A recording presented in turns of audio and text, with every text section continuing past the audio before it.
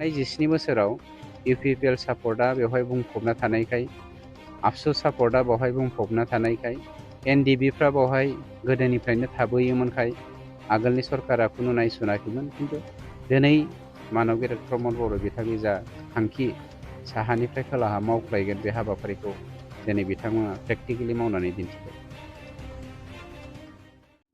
दिनै खुंग्रिं प्राइमारि थामहिनबा खुंग्रिं भिसिडिसिनि सिङाव जोंनि सरकारा मानव गेदेर प्रमद बर' बिथांनि दैदेननायाव आरो बिथांनि बानजायनाय बायदियै फरेस्ट डिपार्टमेन्टनिफ्राय 79,50,000 रांनि कमिउनिटि हल न' लुनायनि मोनसे जा स्किम हरदोंमोन, बे स्किमखौ लुखांनानै दिनै दरजा खेवनायनि मोनसे हाबाफारि आरो बेजों लोगोसे जोंनि दुलाराय बिटिसि हालामाव थानाय 35 लाख रायजो राजाफोरनो गियाननि मोनसे फुंखाखौ जोङो खोब स्पिड आप खालामनो हानाय बायदियै, राननानै होनो हानाय बायदियै जौगालु मोनसे मुलुगनि मानसिफोरजों सुबुंफोरजों फेर फाथिलायनो हानाय बायदि जोंनि मानसिफ्राबो लेखा गोरों जानायजों लोगोसे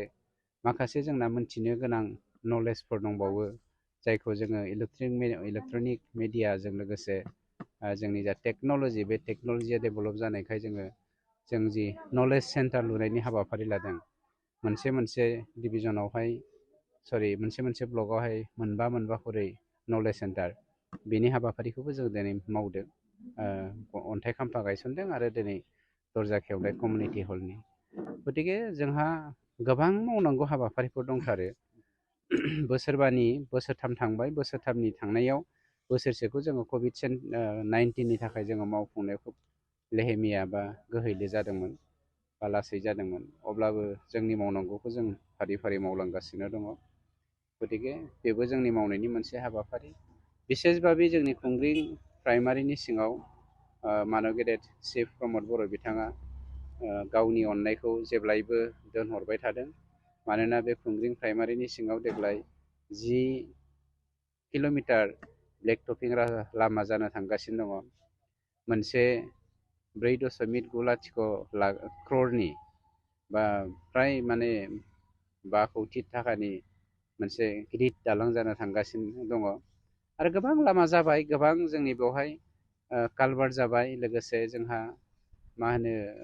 मिनि सुइस गेटबो जोङो मोननै बेवहाय मोननो हाबाय।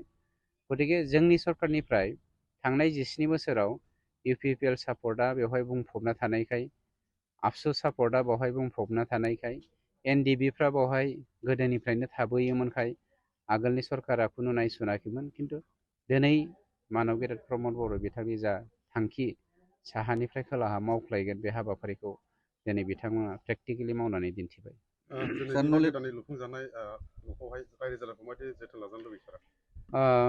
सम्पतिखौ गभर्नमेन्टआ मावखांनायनि उनाव रायजो राजानो गथायना होयो।